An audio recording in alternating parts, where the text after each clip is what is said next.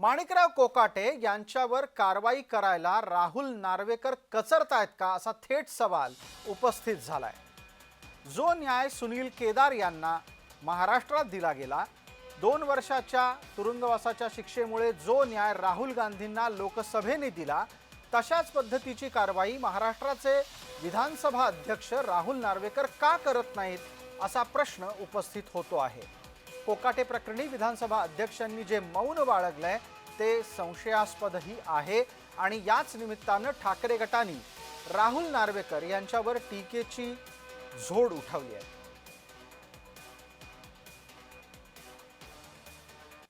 फैसल्याची गरज नाही, कोर्टाने शिक्षा सुनावलेली आहे। क्रीडा मंत्री कोकाटेंना सुनील केदारांना न्याय लावला होता, राहुल गांधींना न्याय लावला होता। दुसऱ्या दिवशी त्यांची खासदारकी सुनील केदारची आमदारकी गेली होती, सुनील केदारांना जेलमध्ये टाकलं होतं। कोकाटेंनी एका सदनिका प्रकरणामध्ये फसवणूक केलेली आहे। कोकाटेंना अटक झाली पाहिजे आणि आमदारकी आणि मंत्रिपद गेलं म्हणजे आमदारकी आणि मंत्रिपद या दोन्हीचा राजीनामा इमिजिएट घेतला पाहिजे। माणिकराव कोकाटेंच्या प्रकरणामध्ये काय काय कसं घडलंय ते जरा पटकन लक्षात घेऊयात। मुख्यमंत्री कोट्यातील सदनिका ढापल्याचा कोकाटेंवर आरोप आहे। त्यांनी बोगस कागदपत्रांच्या माध्यमातून एक सदनिका घेतली। या प्रकरणी माजी मंत्री तुकाराम दिघोळे हे मूळ तक्रारदार आहेत। तत्कालीन जिल्हाधिकाऱ्यांनी दिघोळेंच्या तक्रारीची शहानिशा केली आणि नाशिकच्या सरकारवाडा पोलिसांकडे तपासणीअंती गुन्हा दाखल करण्याचे आदेश दिले। यानंतर प्रकरण न्यायालयात दीर्घकाळ चाललं। दिघोळे यांची मुलगी अंजली आणि जावई आशुतोष राठोड यांनी पुढे या प्रकरणात हस्तक्षेप याचिका केली। कोकाटे यांच्या शिक्षेला स्थगिती न देण्याचा मुलगी आणि जावयानं न्यायालयामध्ये अर्जही केला। मंगळवारी म्हणजे 16 डिसेंबरला नाशिक जिल्हा न्यायालयानं कोकाटेंना शिक्षा ठोठावली आणि ठोठावलेली शिक्षा कायमही केली। अंजली आणि आशुतोष यांनी अटक वॉरंट देण्याची मागणी केली। बुधवारी 17 डिसेंबर 2025 रोजी मागणीच्या अनुसार न्यायालयानं कोकाटेंच्या विरोधात अटक वॉरंट जारी केलं।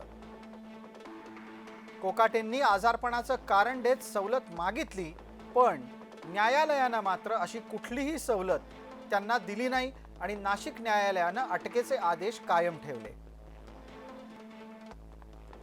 बुधवारी 17 डिसेंबर 2025 ला कोकाटेंनी मुंबई उच्च न्यायालयामध्ये सवलतीच्यासाठी अर्ज दाखल केला।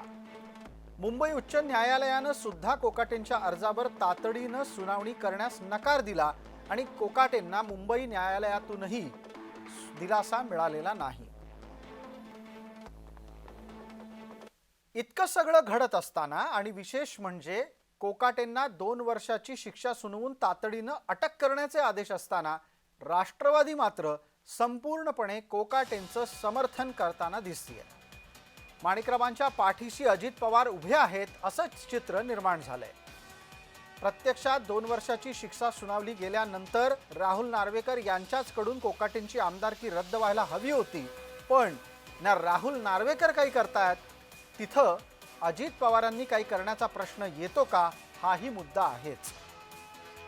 मराठा मंत्री असल्यानं कोकाटेंना पाठीशी घातलं जातंय असं एक सूचक वक्तव्य विरोधकांच्याकडून केलं जातंय।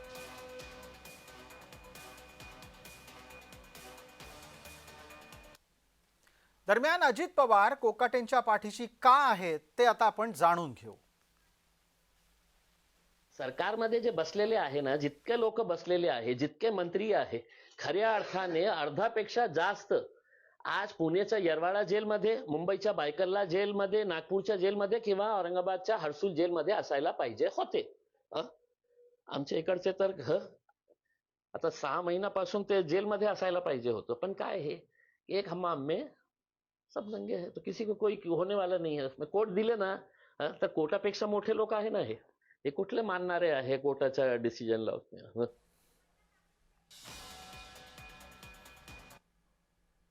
दरम्यान कोकाटेंच्या पाठीशी उभं राहण्यामागे राष्ट्रवादीची मजबुरी काय तेही लक्षात घ्या। माणिकराव कोकाटे मराठा मंत्री आहेत, हे विसरून चालणार नाही आणि राष्ट्रवादी मराठ्यांचा पक्ष आहे हे तर अजिबातच विसरता येणार नाही। राष्ट्रवादीनं यापूर्वी धनंजय मुंडेंचा राजीनामा घेतलेला आहे।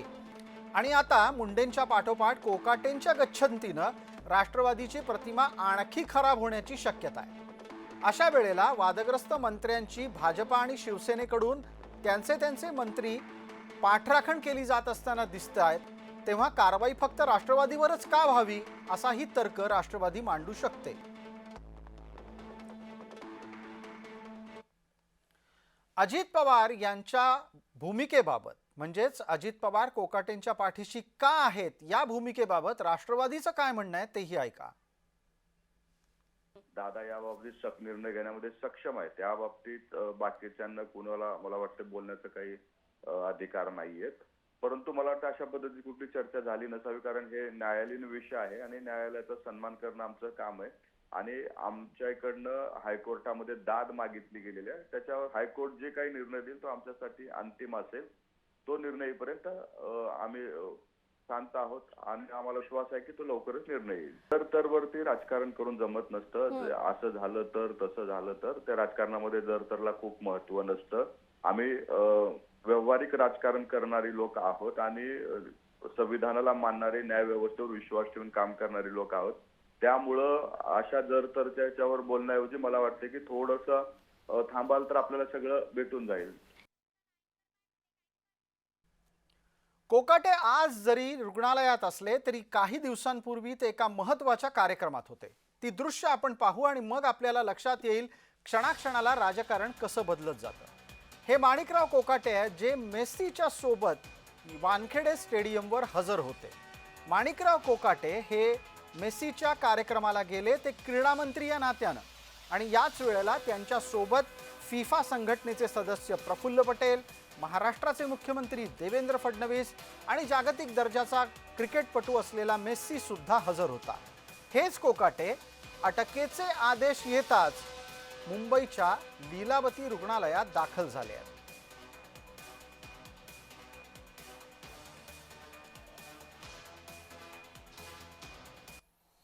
दरम्यान या संपूर्ण प्रकरणावर भाजप नाराज आहे असं सांगितलं जात आहे. पण ही सगळी नाराजी वरवरची आहे का असा प्रश्नही उपस्थित होतो. शक्य असतं तर मुख्यमंत्र्यांनी कोकाटेंची हकालपट्टी केली असती. 2 वर्ष तुरुंगवास झालेला मंत्री हा भाजपाच्या मुख्यमंत्री पदाच्या मंत्रिमंडळात आहे, हेही नसे थोडके.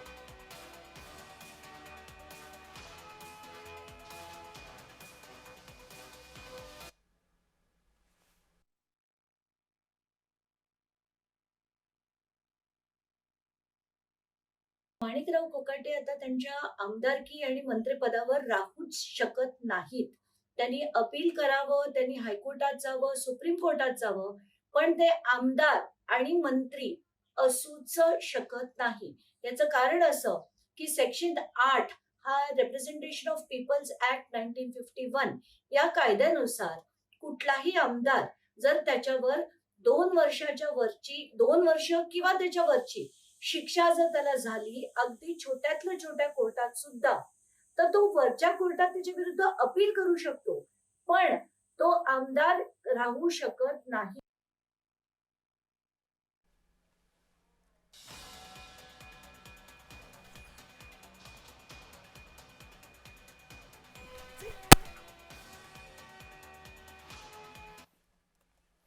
अशा स्थितीमध्ये पुढे नक्की काय होणार या शक्यता आपण पडताळणार आहोत.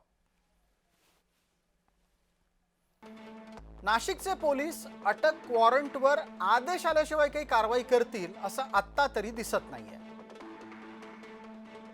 कोकाटे आजारपणाचं निमित्त करून रुग्णालयातच राहतील अशीही शक्यता जास्त आहे. मुंबई उच्च न्यायालयामध्ये कोकाटे सुनावणीची वाट पाहतील, कारण त्यांना न्यायालयातून दिलासा मिळण्याची अपेक्षा आहे. न्यायालयातून दिलासा मिळाल्याच्या नंतर कोकाटे पुन्हा सक्रिय होतील. आमदाराला 2 वर्षाचा तुरुंगवास होऊनही विधानसभा अध्यक्ष स्वस्थ बसलेले आहेत, ते तसेच स्वस्थ बसून राहतील.